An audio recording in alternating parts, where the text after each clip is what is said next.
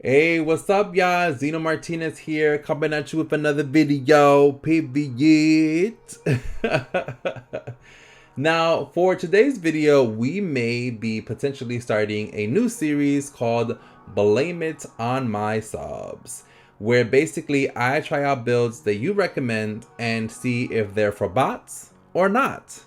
But in order to ensure that we actually get a second video in this series, I'm gonna need y'all to drop 40 likes on this video.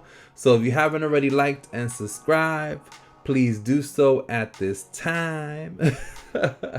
But for our first video, we have a build from Hey There called Blooming Springs.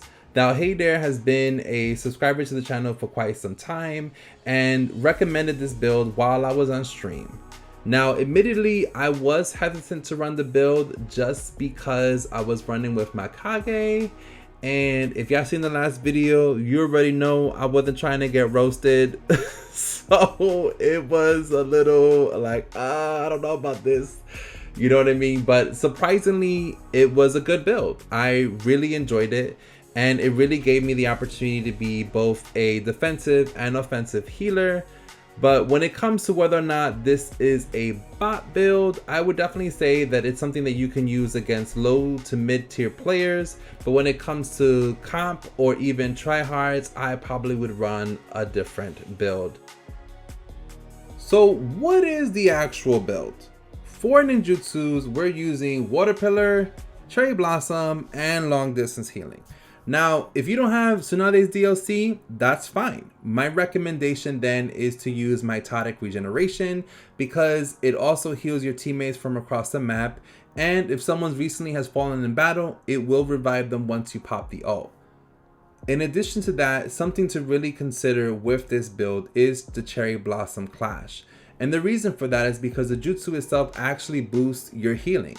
So if you're popping a heal tag or you have jutsus like Palm Sage or Celly Extraction, the actual heals that you're providing your team will be increased. So it's a really great jutsu to use, and it actually speeds the healing that you receive when you're using long distance healing itself. So it's a really, really great jutsu and the secret key point jutsu to this build. Now, when it comes to what I'm actually using on my clothes, I am using Master of Medicine, which just like Cherry Blossom Clash boosts your healing recovery, and I'm also using Inner Flash. Now, the reason why I'm using Inner Flash on this build is because I use Inner Flash on basically all my builds. It's my favorite effect to run on my bottoms, and it's the one and only I use for my healer basically. Mobility for me is top priority.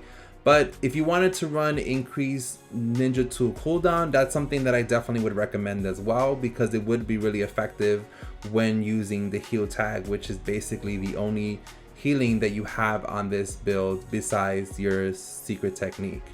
Now, for my sub, I am using Swift Step, but if you don't have Shisui's DLC, then I would recommend running Clay Clone. It's an OP and really underrated sub, and it's my favorite to use outside of Swift Step.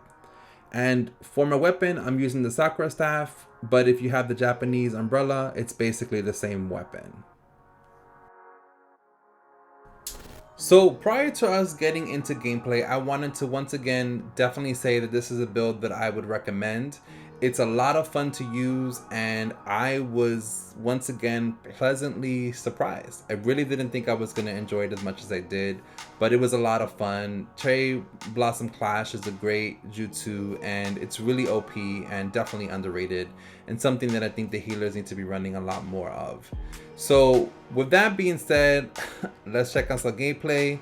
And you know what I'm saying, definitely don't forget to give this a like and leave your thoughts in the comments. And also too, if you would like to see a build that you would recommend featured, leave it in the comments below as well. Bye y'all.